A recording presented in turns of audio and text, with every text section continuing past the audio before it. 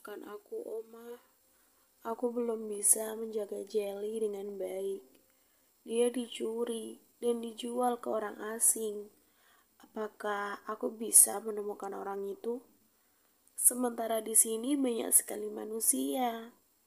Oma, tapi aku tidak akan menyerah. Jelly adalah satu-satunya pemberian Oma yang aku punya. Aku janji, aku akan menemukan orang itu dan membeli Jelly berapapun nominalnya. Isak lirih Klesi di atas pemakaman Nyonya Medina. Oma, aku pergi dulu ya. Oma baik-baik di sana. Nanti, jika aku berhasil menemukan Jelly, aku pasti akan memberitahu Oma. Klesi mengelus lembut batu nisan yang bertuliskan nama sang Oma di sana. Klesi beranjak dari duduknya dan melangkahkan kakinya menuju mobil yang terparkir di pinggir jalan, masuk ke dalam dan menyalakan mesin mobil tersebut. Brak! Klesi yang hendak berteriak seketika dibungkam oleh seorang pria yang masuk dengan tiba-tiba ke dalam mobilnya. Jangan berteriak, aku hanya ingin bersembunyi di sini, ujar pria itu. Benar aja. Terlihat dua orang berbadan besar dengan pakaian serba hitam yang mendekati mobil Klesi. Menunduk, pria tersebut menundukkan kepala Klesi bersama dengannya. Sesekali pria itu melirik ke arah dua pengawal yang sedang mencarinya, memastikan bahwa keduanya tidak mencurigai mobil Klesi. Kita berpencar, kau ke sana, biar aku mencari sebelah sini, perintah salah satu pengawal tersebut. Mereka pun berpencar menjadi dua arah. Seketika pria itu menghela nafas panjang dan melepaskan kepala Klesi begitu saja. Terima kasih. Pria itu hendak membuka pintu mobil dan pergi. Namun dengan cepat Klesi menarik tangannya. Tunggu sebentar. Klesi membalikkan lengan si pria yang sempat dia lihat. Seketika kedua bola mata Klesi membulat, menatap sebuah tato salib berukuran sedang di lengan bagian dalam si pria itu. Apa kau melihat tatoku? Iya. Apa ini asli? Klesi menggaruk-garuk tato tersebut dengan kukunya yang panjang. Si pria menepis tangan Klesi karena merasa kesakitan. Apa kau gila? Pekik pria tersebut. Berarti tatomu asli kan? Kau pikir tatoku ini hadiah ciki-ciki di warung? Dasar aneh. Pria itu pergi begitu saja, meninggalkan Klesi dan berlari. Tunggu dulu, aku belum selesai, teriak Klesi berusaha mengejarnya namun percuma. Pria tersebut sudah tidak terlihat lagi sama sekali karena berlari dengan kilat. Apa dia terbang? Cepat sekali. Gumam Klesi seraya mengatur nafasnya yang memburu. Tiba-tiba ponselnya berdering. Klesi mengambilnya dari dalam saku celana jeans yang dia pakai. Mama Olen is calling. Mama, ada apa sih menelponku pagi ini? Dengan kesal Klesi mengangkatnya. Klesi, di mana kau ini? Tadi Brian menelpon Mama dan bilang kalau kau belum juga sampai di kantor. Teriak Naurin melengking, membuat Klesi menjauhkan ponsel dari telinganya. Klesi sedang di pemakaman Oma. Sebentar lagi akan berangkat ke kantor. Mama tarik nafas yang panjang dari hidung, lalu keluarkan dari mulut. Seperti ini nih. Ikuti Klesi baik-baik. Dengan cepat Klesi mematikan ponselnya sambil menertawakan ekspresi sang mama yang tidak bisa dibayangkan. Aku yakin Mama Olen pasti sedang mengoceh dan marah-marah di sana. Klesi tertawa tiada henti seraya berlalu dari tempat tersebut. Sementara di rumah yang sedikit sempit di tengah pemukiman terpencil, terlihatlah pria tadi baru saja sampai dan menutup pintu depan dengan sebuah rantai besar di sana. Silly, pria itu memanggil kucing peliharaannya, memberinya sarapan pagi setelah Silly mendekatinya. Makan yang banyak ya, ujar si pria seraya mengelus lembut bulu Chili. Panggil aja Jack, seorang pria asing yang baru aja datang ke negara ini. Jack merebahkan tubuhnya di atas kasur, menatap lengannya yang penuh dengan luka cakaran Classy dengan sedikit darah yang mengalir di sana. Kasar sekali wanita itu. Baru pertama aku melihat wanita modelan begitu. Jack mengambil obat merah di laci meja samping kasurnya untuk mengobati luka tersebut. Setelahnya, Jack berjalan mendekati jendela kamar dan memandang rumput yang terbentang luas di depannya. Sial, orang-orang Tuan Carlos sudah ada yang menemukan keberadaanku di sini. Aku harus secepatnya mencari tempat persembunyian lagi di negara lain. Untung aja mereka tidak mengenali pemukiman terpencil ini. Jadi untuk sementara aku akan aman jika keluar dengan menyamar, gumam Jack. Pemukiman yang Jack tempati merupakan daerah terpencil di sana. Jarang sekali ada orang yang berkunjung karena harus menempuh perjalanan panjang yang dipenuhi dengan hutan di kedua sisi jalan. Jack pun harus menggunakan motor untuk bisa melewatinya. Di sini hanya terdapat beberapa rumah saja, bahkan tidak ada penerangan lampu sama sekali. Saat malam, mereka hanya membakar kayu di halaman sebagai penerangan. Namun, semenjak kedatangan Jack, mereka semua bisa menggunakan lampu sinar surya untuk menerangi malam yang gelap. Brak! Brian? Teriak Classy yang baru saja datang ke ruangan Brian, yang merupakan asisten sekaligus tangan kanannya. Brian merupakan anak dari pasangan Richard dan Leora. Mereka kini sedang sibuk dengan perusahaan kelas menengah yang digeluti bersama. Ada apa, Nona? Brian beranjak dari duduknya menghampiri Classy yang sudah duduk di sofa setelah mendobrak pintu. Kenapa kau bilang ke mama kalau aku tidak di kantor? Kan memang faktanya seperti itu, Nona. Kau ini memang polos ya. Kau tidak bisa berbohong untuk melindungi bosmu ini.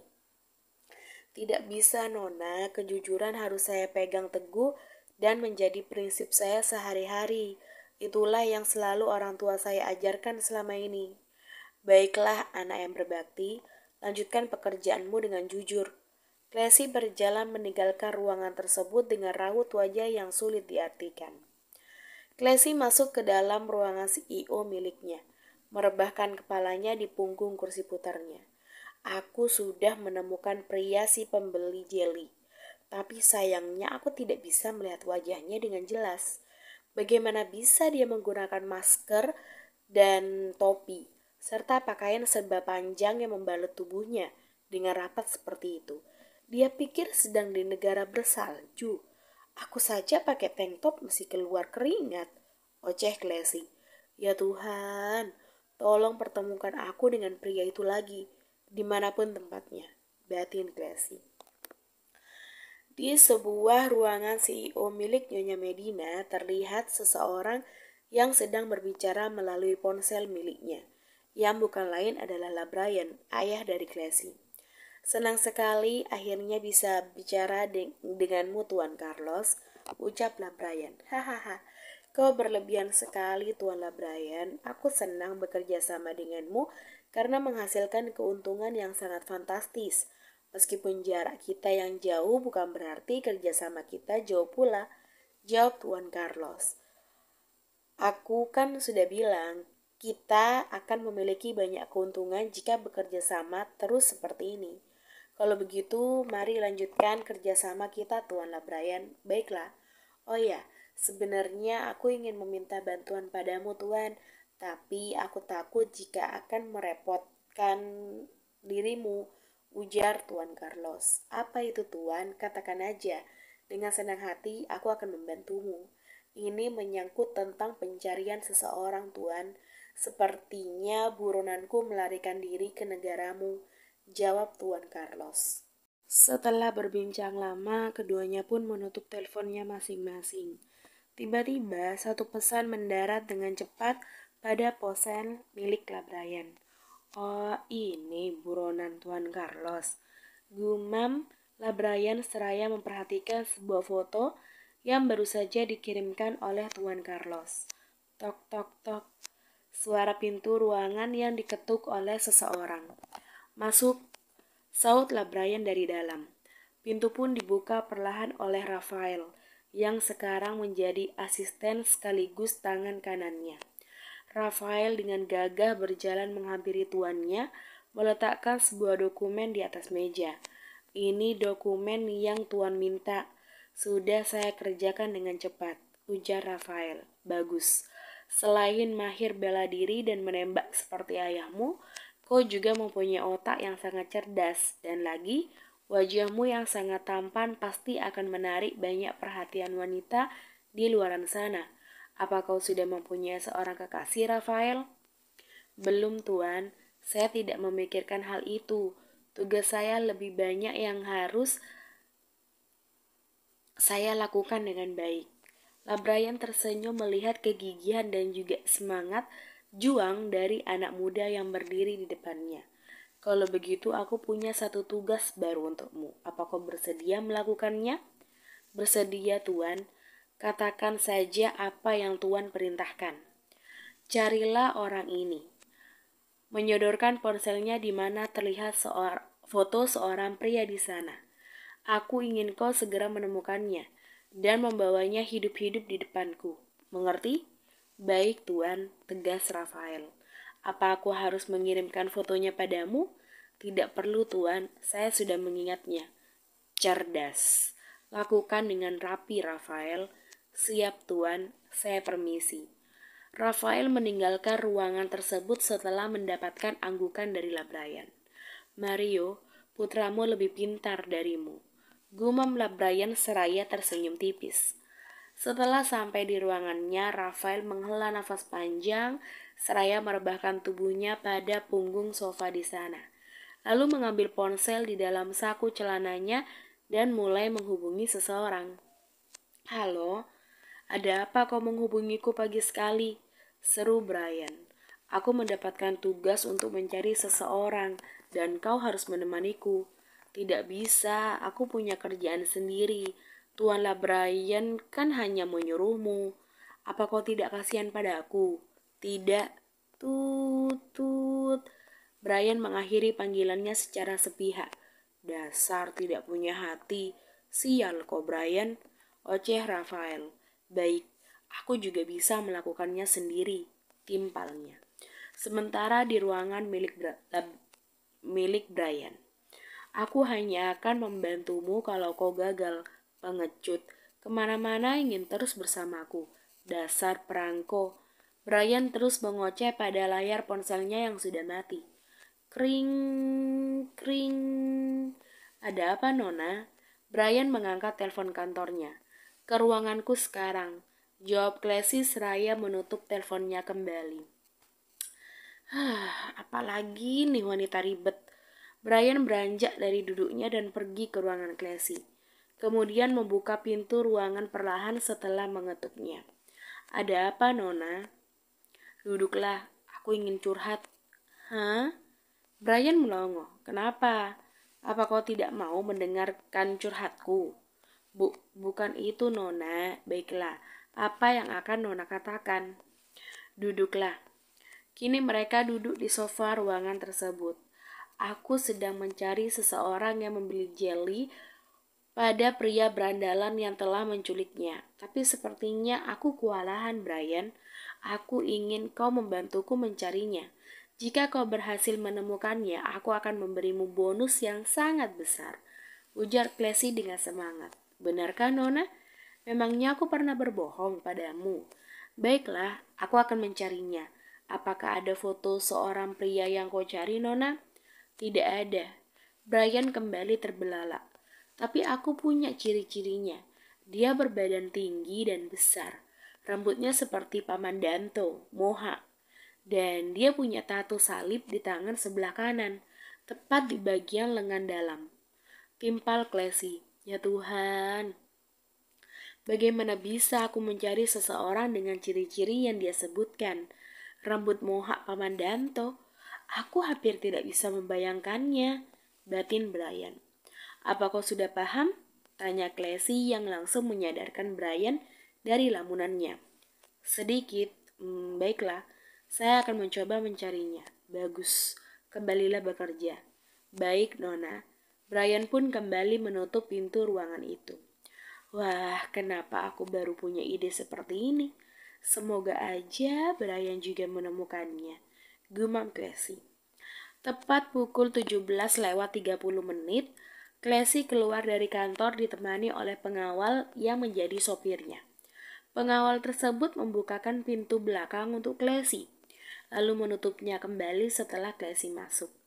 Mereka berlalu meninggalkan halaman perusahaan. Antar aku ke minimarket sebentar, perintah Classy. Baik, Nona. Tidak lama mobil mereka pun sudah sampai di parkiran minimarket. Kau tunggu di sini aja sebentar, biar aku masuk sendirian. Baik, Nona. Classy pun mempercepat langkahnya memasuki minimarket itu, mengelilingi rak sambil mencari barang yang dia cari. Ini dia. Saat Classy mengulurkan tangannya, tiba-tiba seseorang mengambilnya dengan cepat. Hei, itu punyaku. Classy menoleh ke arahnya seketika kedua matanya membulat melihat pria yang sama di depannya. Kau? Classy melirik ke arah tangan Jack. Benar saja, terdapat tato dan bekas luka di sana. Aku yang mendapatkannya terlebih dulu, jadi barang ini sudah menjadi milikku. Jack berbalik hendak pergi, namun Classy lagi-lagi menghentikannya. Serahkan barang itu atau pistolku akan menembus otakmu detik ini juga. Kini Classy sudah berada di hadapan Jack seraya menodongkan pistol tepat di kepalanya. Keempat mata mereka saling beradu dan menatap tajam satu sama lain. Sementara orang-orang di sana beringsut mundur melihat kerusuhan yang dibuat oleh keduanya. Baiklah, ini untukmu. Jack melemparkan whisky atau makanan kucing tersebut yang langsung ditangkap oleh Classy. Namun Classy masih menodongkan pistol tersebut ke arah Jack yang masih berdiri di depannya. Apalagi yang kau mau? Bukankah kau sudah mendapatkannya? Kenapa kau masih menakutiku dengan pistolmu itu? Buka masker yang menutupi wajahmu. Kenapa? Apa kau ingin melihat ketampananku? Hah? Classy melongo. Lantas kenapa kau menyuruhku untuk membukanya? Aku hanya penasaran dengan wajah pria yang kutemui 2 kali dalam sehari. Cepat, lepaskan. Jack terkekeh-kecil menanggapi perkataannya. Apa yang akan kau berikan jika aku mengabulkan permintaanmu? Kau sedang meminta bayaran rupanya. Cih, Classy kembali mengantongi pistolnya. Baiklah, aku pergi. Jack berbalik dan berjalan menjauhi Classy di sana. Tunggu. Classy berlari dan menghadangnya kembali. Kalau saja aku tidak penasaran dengan wajah si pembeli jelly, tidak sudi aku harus membayar hanya untuk melihat wajahnya yang jelek.